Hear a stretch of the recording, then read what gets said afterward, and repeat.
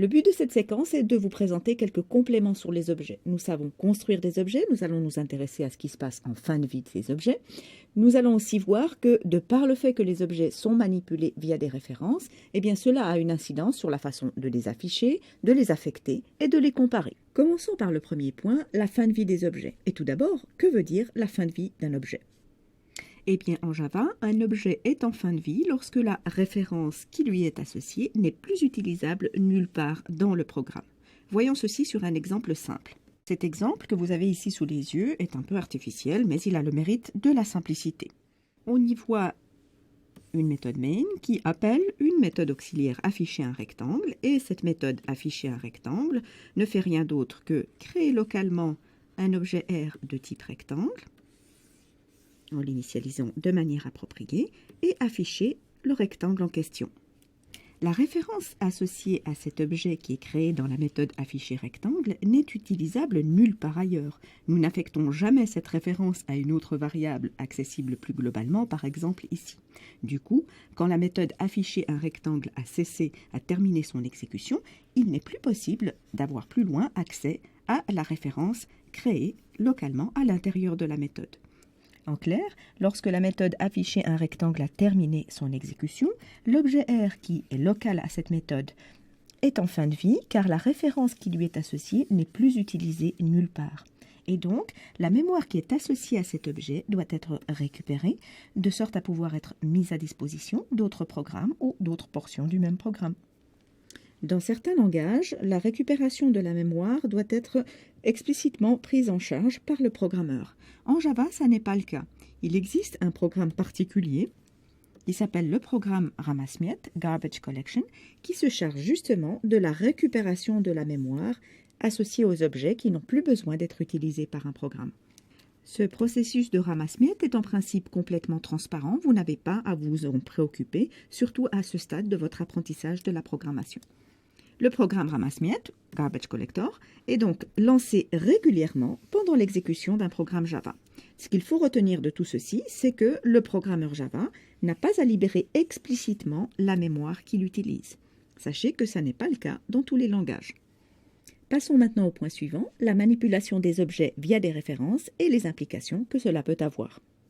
À chaque fois que nous créons un objet dans un programme Java, nous avons vu que, en réalité, cet objet est manipulé via une référence. Lorsque je déclare une variable de type rectangle, la situation en mémoire est la suivante. Ma variable de type rectangle, appelons-la rect, est en réalité une référence vers un objet, avec ses différents attributs. On s'intéresse ici au problème suivant. On suppose qu'on souhaite créer un objet B à partir d'un objet A du même type, avec la contrainte que A et B doivent être pour nous deux objets distincts en mémoire. Comment le faire proprement en Java, sachant que les objets sont manipulés via des références? Prenons un exemple concret. Ici, le rôle de notre objet A est tenu par un rectangle R1. On souhaite, à partir de ce rectangle R1, créer un autre rectangle, donc du même type, mais on souhaite que les deux objets, R2 et R1, soient deux objets distincts en mémoire. Alors, en Java, créer un objet R2 à partir d'un objet R1 en utilisant l'affectation ne va pas nous permettre d'atteindre l'objectif d'avoir deux objets distincts en mémoire. Voyons concrètement pourquoi. Lorsque j'exécute cette ligne de code, j'ai donc en mémoire la situation suivante au terme de l'exécution. J'ai donc dans ma variable R1 la référence vers un objet rectangle qui a des valeurs particulières pour ses champs largeur et hauteur. Lorsqu'ensuite j'exécute cette ligne de code, je vais créer donc une variable R2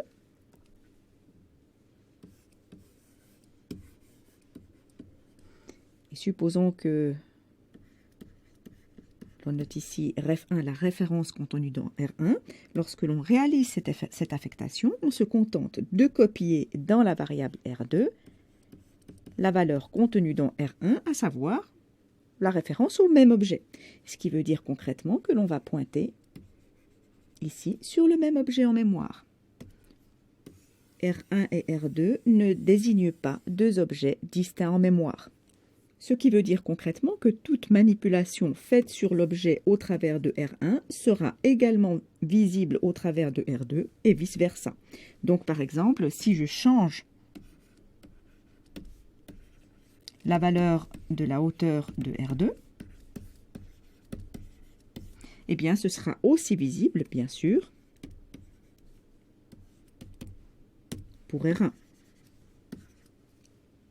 Concrètement, ceci veut dire que si l'on souhaite que R2 soit une copie distincte de R1, alors en Java, eh bien, on n'utilisera pas l'opérateur d'affectation, on utilisera plutôt un constructeur de copie ou alors la méthode clone qui sera vue un petit peu plus tard dans le cadre de ce cours. Alors nous en parlons parce que ça n'est pas systématiquement le cas dans tous les langages. Dans certains langages, on peut parfaitement créer deux copies distinctes d'objets au travers de l'affectation. Nous avons vu dans des séquences précédentes comment écrire dans une classe un constructeur de copie. C'est exactement un constructeur de copie qui est utilisé ici. Donc un constructeur qui crée un rectangle à partir des valeurs d'un autre rectangle. Donc ici, si j'exécute cette ligne de code, je suis dans la même situation que tout à l'heure. R1 est une référence vers un objet rectangle particulier. Lorsque j'exécute la seconde ligne, eh bien, je vais créer un autre objet rectangle.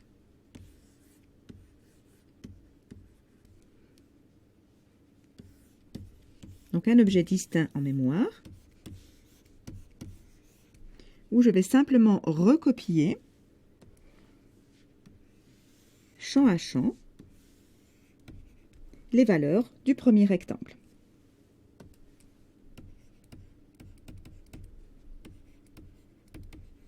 Donc on voit bien ici que l'on n'est pas dans la même situation que tout à l'heure. Nous avons bien R2 et R1 comme étant deux objets distincts en mémoire. Toujours sur le même thème, les objets manipulés par des références en Java, intéressons-nous à ce que cela implique pour l'affichage des objets. Si j'exécute cette ligne de code, ce qui est contenu dans ma variable rect est donc bien une référence.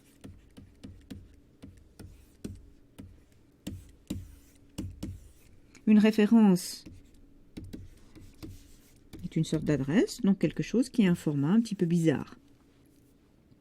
Donc maintenant, si j'essaye d'afficher le contenu de mon objet rect au travers d'une instruction telle que celle-ci, eh bien, cette instruction va simplement afficher ce qui est contenu dans la variable rect, et donc quelque chose comme ceci, ce qui est assez peu naturel et assez peu lisible. Nous préférerions sans doute pouvoir afficher le contenu du rectangle, c'est-à-dire la valeur de ses attributs, plutôt que sa référence.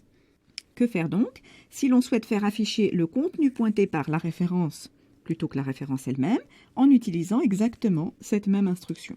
Alors pour que ceci soit possible, pour qu'une ligne telle que celle-ci affiche le contenu pointé par rect plutôt qu'une référence un peu étrange, il suffit de placer dans la classe rectangle une méthode particulière. Une méthode dont l'entête est le suivant. Il s'agit de la méthode toString, dont la liste des paramètres est vide et qui retourne une chaîne de caractères, une string. Cette méthode toString va en réalité être automatiquement invoquée pour convertir ici votre rectangle en une représentation sous la forme d'une chaîne de caractères. C'est à vous de définir comment vous souhaitez que cette chaîne de caractères soit produite par la méthode toString. Donc concrètement, dans la classe rectangle, on placerait notre fameuse méthode toString, publique, puisqu'on souhaite pouvoir l'utiliser depuis l'extérieur. Cette méthode toString va simplement construire une chaîne de caractères qui va correspondre à la représentation que l'on souhaite avoir lorsque l'objet est fourni en argument de system.out.println, typiquement. Donc ici, concrètement, nous avons décidé que la chaîne string serait construite comme étant la concaténation de la chaîne rectangle, de la valeur du champ hauteur, de la valeur du champ largeur séparée par cette chaîne de caractères-là.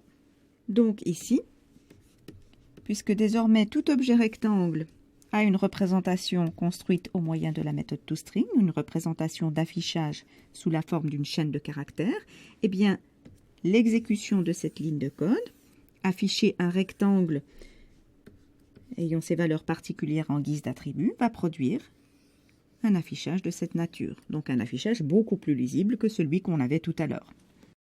Le fait que des objets soient manipulés via des références en Java a donc une incidence et sur l'affectation et sur l'affichage des objets. Cela a aussi une incidence sur la comparaison d'objets et c'est le dernier point que nous allons maintenant examiner. Supposons que dans un programme donné, nous créions deux rectangles, R1 et R2, ayant les mêmes valeurs d'attributs. Donc les deux auraient la même hauteur et la même largeur. Que se passe-t-il si l'on essaye de comparer ces deux rectangles au moyen de l'opérateur égal-égal?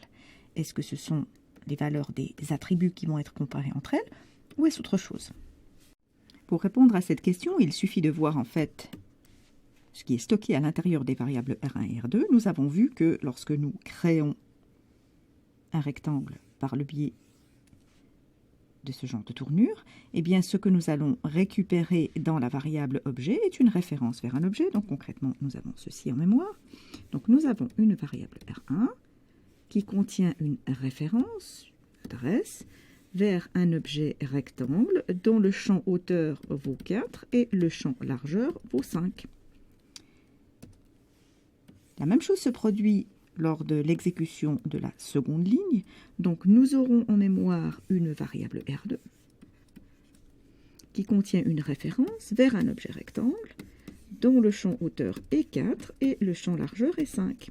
Et l'on voit bien que chacun de ces new va en fait créer une référence distincte. Ce qui veut dire que même si les objets ont les mêmes valeurs d'attributs, ce qui va être comparé au travers de la comparaison R1 égale à R2 n'est en fait que le contenu des variables R1 et R2 qui sont des références distinctes pointant vers deux zones mémoire différentes. Le résultat de cette comparaison va donc être ici la valeur booléenne false, puisque nous avons affaire à deux références distinctes. Or, dans la plupart des cas, lorsque nous souhaitons comparer des objets, ça n'est pas tant les adresses des objets que nous souhaitons comparer, mais plutôt le contenu, si les objets ont les mêmes valeurs d'attributs. Donc, ce n'est pas la bonne façon d'atteindre ces résultats. Si vous avez suivi notre MOOC précédent sur les fondamentaux de la programmation en Java, rappelez-vous de comment nous procédions pour comparer deux chaînes de caractères de string. Pour comparer deux chaînes, nous avions recours à la méthode equals plutôt qu'à l'opérateur égal-égal, si tant est bien sûr que nous souhaitions comparer le contenu des deux chaînes et non pas les références vers ces chaînes de caractères. Pour rappel, examinons le petit exemple suivant. Donc ici, l'exécution de cette ligne va permettre de stocker dans une variable S1 la référence à la chaîne de caractères rouge. L'exécution de cette seconde ligne va stocker dans la variable S2 une autre référence vers une chaîne de caractères créée par concaténation de deux sous-chaînes qui au final va produire le même contenu que précédemment, mais nous avons affaire à une référence distincte, donc il s'agit d'un objet distinct en mémoire, parce que la chaîne construite par concaténation a une référence distincte en mémoire que la chaîne littérale rouge. Comparer S1 et S2 au moyen de l'opérateur égal-égal va ici produire false, car le contenu de S1 et S2 sont deux références distinctes. Nous avons vu qu'il fallait, en effet, pour comparer les contenus, avoir recours à une méthode prédéfinie pour les strings, qui était la méthode equals. Et à ce moment-là, si on utilise equals, eh bien, on compare les contenus. Et à ce moment-là, c'est bel et bien le message « les chaînes sont identiques » qui va être affiché. Pour comparer le contenu de deux objets de type rectangle, eh bien, nous aurons recours à une solution tout à fait analogue. Nous allons devoir utiliser une méthode equals, et c'est au programmeur de rectangle de définir equals proprement pour des rectangles. Comment définit-on equals? Pour qu'elle retourne true si les valeurs des attributs des rectangles sont identiques. Le programmeur de la classe rectangle doit concrètement fournir une méthode qui fasse le test d'égalité selon des critères qui semblent sensés pour des objets de type rectangle. Quand est-ce qu'on va considérer que deux rectangles sont égaux, du point de vue du contenu? L'un des en-têtes possibles prévus par Java dans la classe rectangle pour programmer la méthode equals est le suivant. Nous allons voir concrètement sur un exemple comment programmer cette méthode dans la classe rectangle. La méthode equals est une méthode de la classe rectangle, ce qui signifie qu'elle va s'appliquer nécessairement à un objet de type rectangle. Donc typiquement, on peut imaginer que on a déclaré un rectangle R1 et initialisé de façon appropriée. Si nous souhaitons comparer R1 avec un autre rectangle, alors on utilisera la méthode equals qui va comparer R1 avec un autre rectangle fourni en argument. Donc on imagine par exemple un autre rectangle R2 préalablement déclaré. La méthode equals prend donc en argument un rectangle qui sera comparé à une instance donnée de rectangle. Et c'est au programmeur de donner dans le corps de la méthode equals selon quels critères les deux rectangles seront égaux. Le résultat est un résultat booléen et il est attendu que ce résultat soit true lorsque les deux rectangles sont considérés comme égaux et false dans le cas contraire. Alors concrètement, on peut imaginer de programmer le corps de la méthode equals comme suit. Usuellement, on prend la précaution de tester si l'autre instance avec laquelle on peut comparer l'instance courante est nulle. Dans ce cas-là, on va considérer que la comparaison échoue et donc notre méthode equals va retourner false. Une instance donnée ne peut pas être égale à nulle. Sinon, eh bien, nous retournerons true si la hauteur de l'instance courante a la même valeur que la hauteur du rectangle passé en argument, et pareil pour la largeur. Utiliser la méthode equals ainsi définie sur deux rectangles qui auraient les mêmes valeurs pour les hauteurs et les largeurs va résulter dans la valeur booléenne true, puisqu'effectivement, R2 n'est pas nul, et les valeurs des hauteurs sont identiques, les valeurs des largeurs sont également identiques. Dans ce cas-là, eh bien, nous aurons l'affichage du message rectangle identique, ce qui n'était pas le cas lorsque nous comparions les deux rectangles au moyen de l'opérateur égal-égal. Le programmeur d'une classe en Java est donc en charge d'y définir une méthode equals s'il souhaite faire en sorte que des instances de cette classe soient comparables selon des critères particuliers. Nous aurons l'occasion d'y revenir lorsque nous aurons abordé l'héritage et en particulier la classe prédéfinie Object. Pour l'instant, sachez simplement qu'il existe deux entêtes possibles pour la méthode equals. Celle que nous venons de voir, où dans une classe donnée appelée une classe, on définit la méthode equals en lui passant en argument un objet du même type que celui de la classe. Sachez qu'il est possible également de définir la méthode equals en lui passant en argument un objet de type object, et nous aurons l'occasion d'y revenir en temps voulu.